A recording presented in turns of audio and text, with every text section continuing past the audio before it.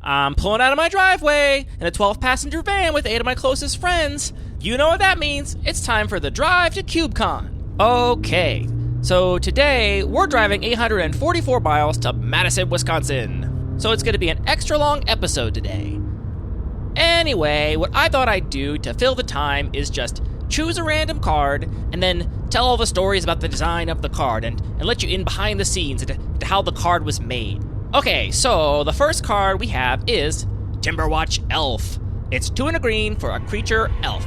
It's a 1/2, and this card was designed by a group of people called the East Coast Playtesters. It's the number of elves on the battlefield. The Council of Colors. This card's from Kaldheim Commander. Now, the codename of that set was Color Pie Spaghetti Breakfast. But it's not a break. Now, we decided to know, in R&D, Commander really we don't have the actual card names for their design. I love the color process. I'm the Color Pie Defender in research and development. Hello and welcome to a very special bonus episode of Lucky Paper Radio. I'm Andy, and I'm here with my co-host, Anthony Road Dog Maddox. That's what they call me, for sure.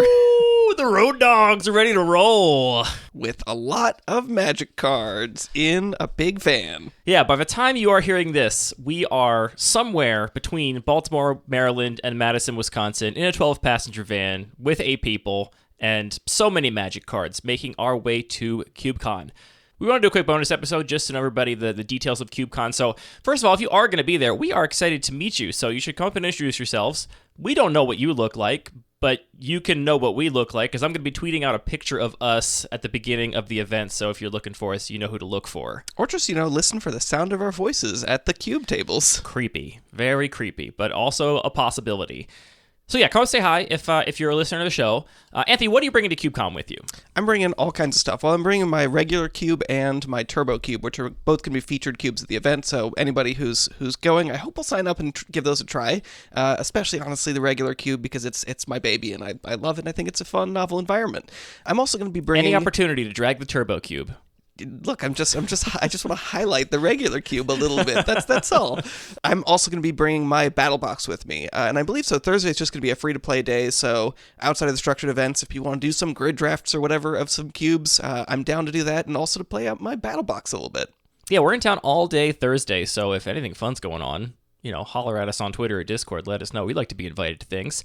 You're going to have your battle box on you. I'm going to be bringing my 5 monocolored starter decks, which is the project I have been working on the most lately, and I think is a good fit for KubeCon because, like a battle box, I can just play really quick pickup games with it. You don't have to do a whole draft, just a little game here or there, and I'm really interested to get as many people's feedback on the balance of those decks as possible. So if you're interested in testing out one of my decks or multiple of my decks, come find me and we can play some games.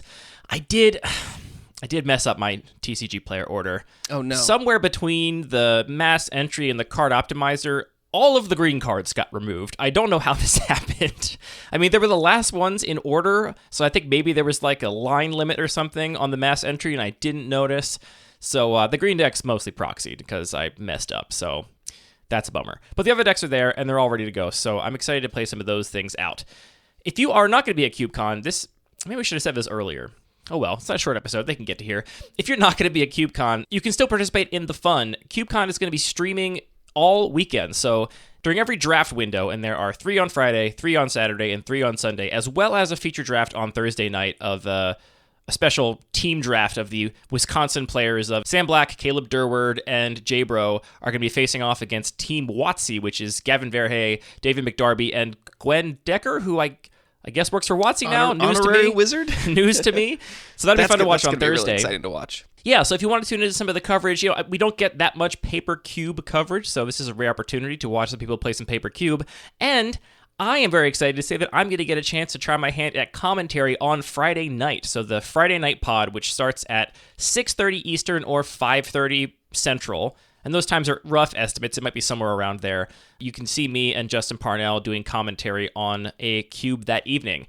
This is all going to be on the Twitch channel, twitch.tv/CloudGoatRanger. We're going to link it in the show notes, so go and subscribe over there, and you can know when they go live and follow the coverage all weekend. Also, it's possible you might be able to tune in and see one of us actually playing in one of the drafts if we happen to be drafting the cube that's on stream and happen to be on stream, so that could be cool. Or very embarrassing, depending on how the draft goes. Yeah, I mean, I'm over. Whatever. We've streamed enough games that there's too many mistakes we playing Magic out there for me to be ashamed of that anymore.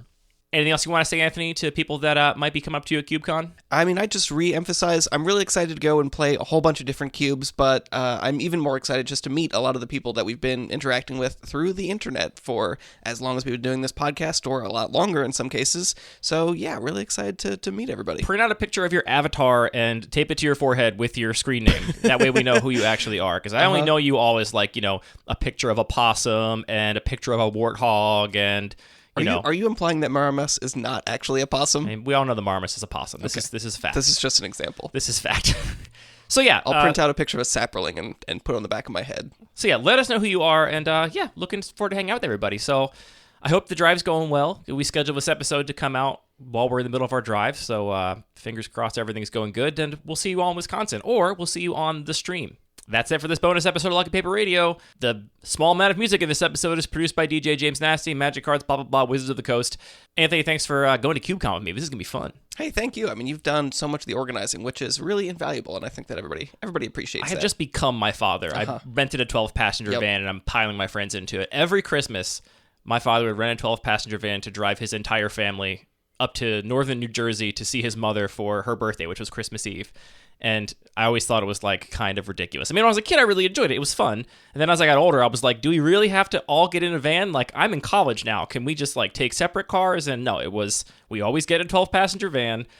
I think part of it was like if he gets in a horrible accident, then we all die, and there's nobody left sort of behind. The inverse of the parents don't fly together theory. Exactly. Interesting. Put all the eggs in one basket. Then there's no eggs left behind to be sad. Maybe it is a little bit ridiculous. It's also going to be fun, and it's also economical. It's so much cheaper than flying, and a lot better for the environment too when you pile 8 people in one car. So off we go.